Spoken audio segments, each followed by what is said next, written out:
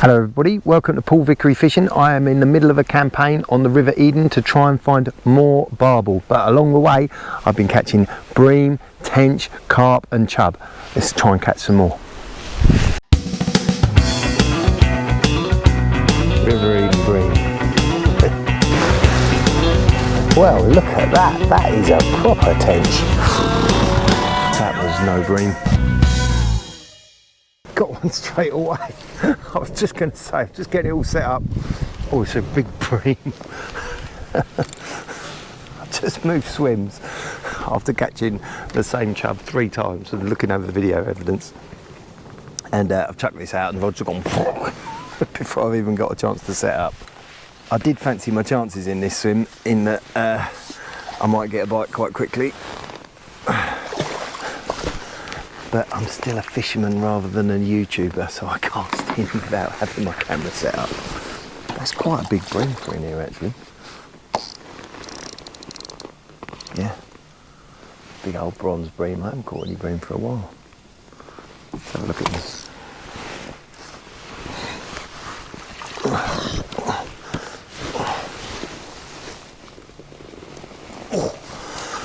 I can barely get my hands around him.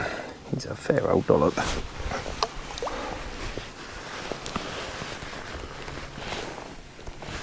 Look at that.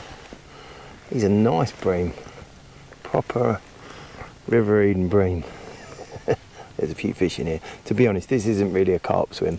It's this isn't really a barbel swim. But I've been baiting this one for 4 days and haven't fished it at all, so I was keen to chuck a bait in there. But yeah. Nice bream, haven't had one for a while. Put him back. Right, let's sort out this little mess. See what else is down there. I've had a 20-pound carp out of this swim, so I'm quite keen to. Oh, there's something moving under them bushes there.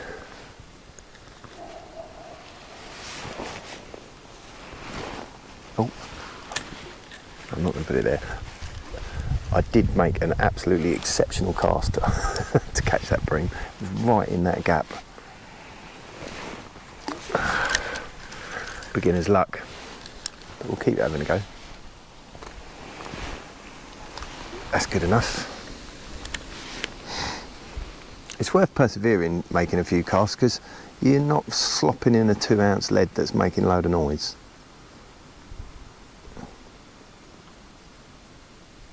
So I chucked a few pellets in as soon as I got here, which rings the dinner bell, gets them in the mood, and then followed up with a cheesy garlic 15mm boilie. Got a funny feeling. Thought that was just caught on a branch then. It'd be nice to get a carp. It'd be nicer to get a barbel obviously, but carp would be pretty cool. The river is up and coloured and it was really important that I had to get out today. It's not really important, it's not life or death obviously, but I had to get out. I came down here a couple of nights ago and the river was up and I was coming down here with a friend to help his son catch some pike on a lure, and I got to the river and I'd forgotten it. Right, there's one. Oh, blimey. Oh. That was a carp. That was definitely a carp. That was no bream. Just pulled out. Getting excited. Anyway, we got to the river and we were fishing and I was like, oh, I should have been bait fishing. It was, what did we do? I think we hooked 3 and landed 1. But it was definitely bait fishing weather.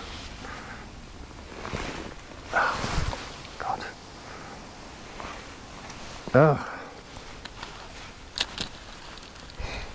there is a few fish down there. Don't think it doesn't matter how close to the bushes I get. I think there's loads out there. And it'll give me more chance if I get a carp. If I get a carp, I might even go in the water. Got my waders. I know it's not that deep down there, but it is a bit spongy.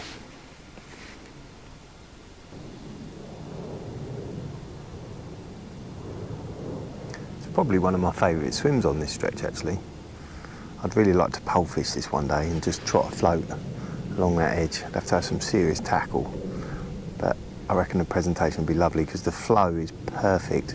The flow just runs quite nice just along that bush. Oh, there was a bite. I think that was a line bite.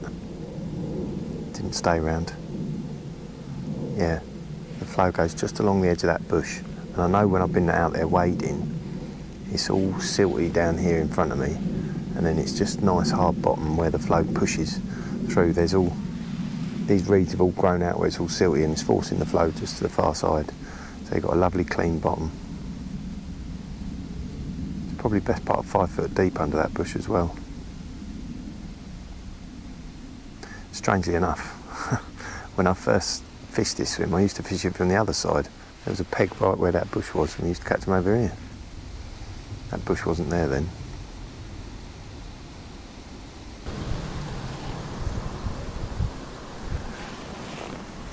That's the one. Quite gusty out here today. Right, let's tighten up to it. There's not a lot of weight on it. It's only 2 SSGs. Where's that? Yeah, it's rocky on the bottom. I just felt a rock there. Just a bit of gravel. Magic. I've been trying not to strike at line bites because bream can be well spooky and then they end up spooking everything else.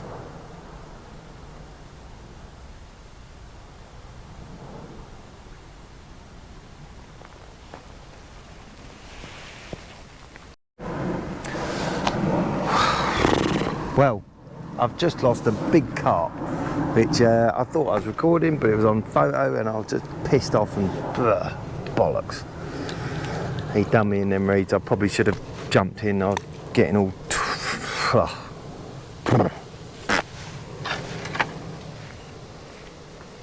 Right.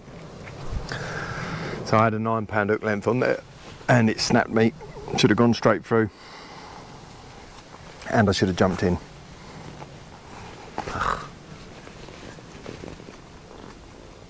Fiddlesticks. Right, let's chuck some bait in this swim. Move on.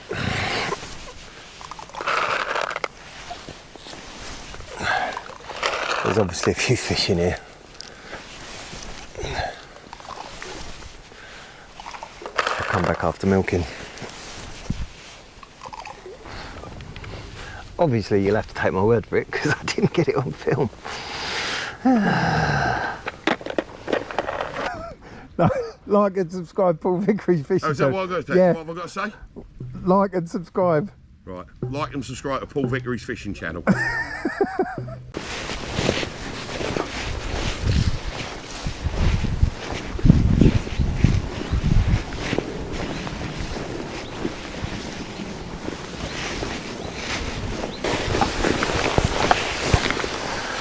Right, we're all set for making the first cast.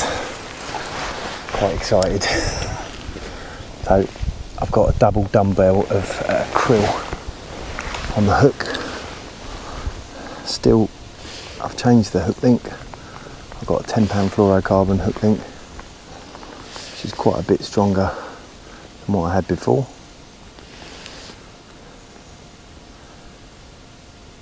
And hopefully we'll get one. I'm anticipating getting one quite quickly. Could be totally wrong. Absolutely typical fishing. There's me saying, oh, I'll get one straight away, and we're about 20 minutes in and I've just had my first line bite.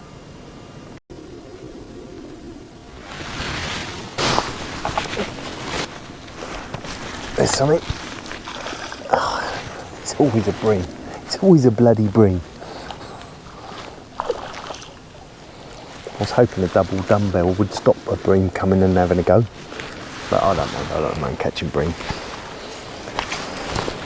Speaking of bream, it amazes me how the anti-bream rhetoric spreads. Even I've started to think a little bit like, oh, bream are not very nice, but they're all right. They are all right. I've only been thinking they're not very nice just because everybody else does it.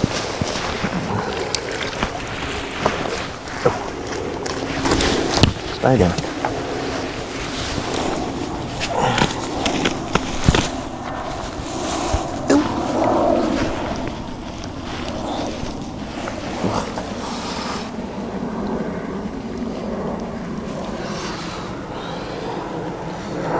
is well hooked in the top lip.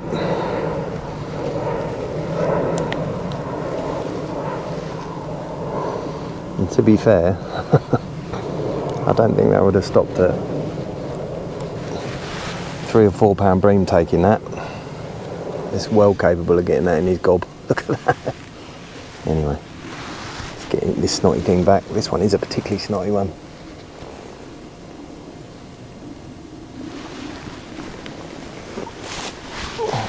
Oh.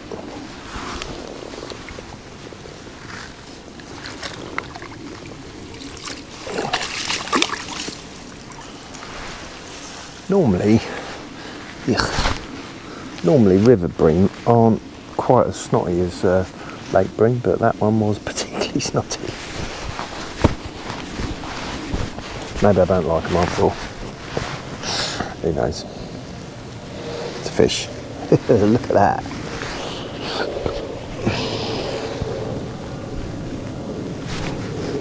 That's what happened last time I got a carp. Got a bream first. I think they do tend to hang around with each other.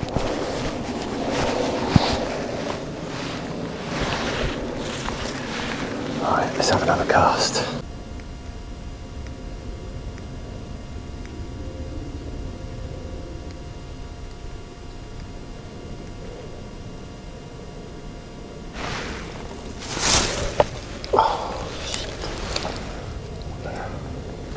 Just struck at a line bite.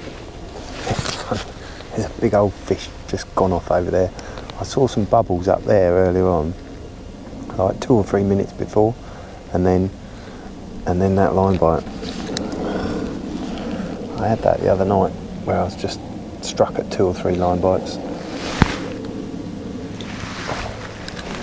Another good cast. Gotta just be patient.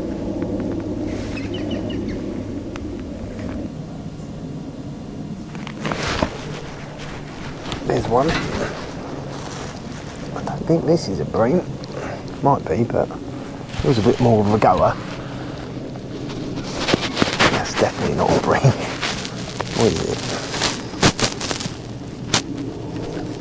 I think it might be a tench. I think it is a tench.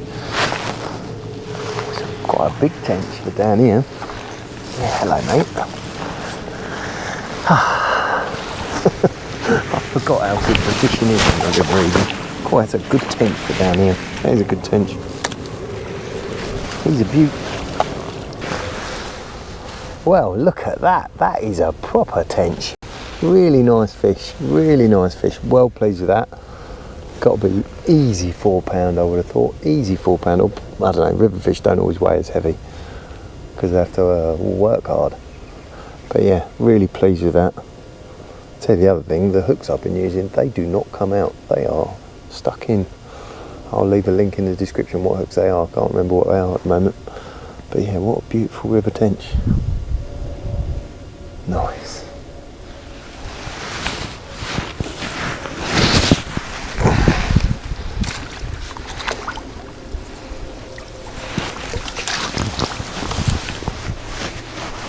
Can we get the Eden foursome, a carp, tench, chub and a bream?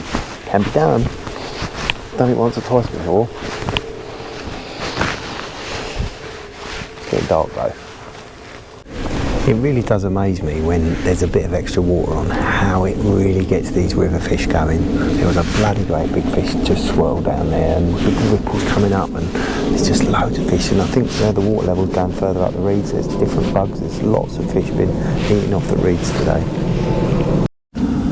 I feel pretty confident we're going to catch one. The light's starting to drop, there's fish topping all over the place. I've seen some movement under the bushes. I think it's only a matter of time till we get one.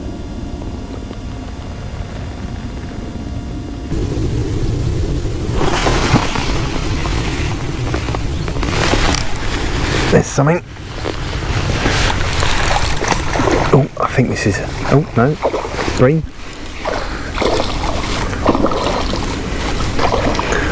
God, it's very splashy bream. Don't know what it is. It is a bream. I thought it was something else the way it's splashing about. Dark old fish. Got the huff with me.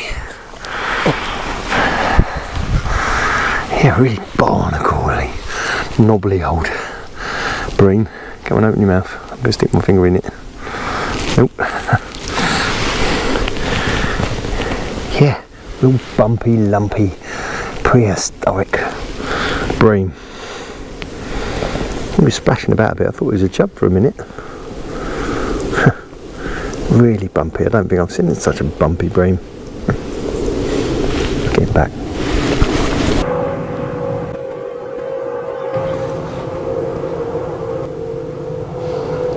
Did you see that fish roll out there?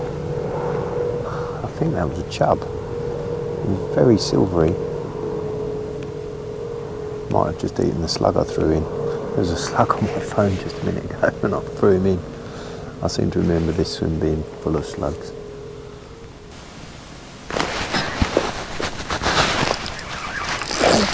Oh shit! Bloody hell! God, there was me thinking, oh, that was a carp. He's just bloody snapped me. Snapped me quite easily as well, which was a bit disappointing. That was £12 line. I think he snapped me. Felt like it. Yes. Oh, Jesus.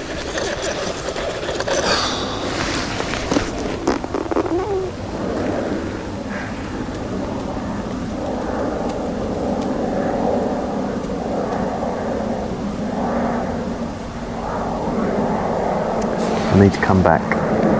I've had this before down here where I've felt undergunned and then come back with the carp rods, felt overgunned, then went back to the original.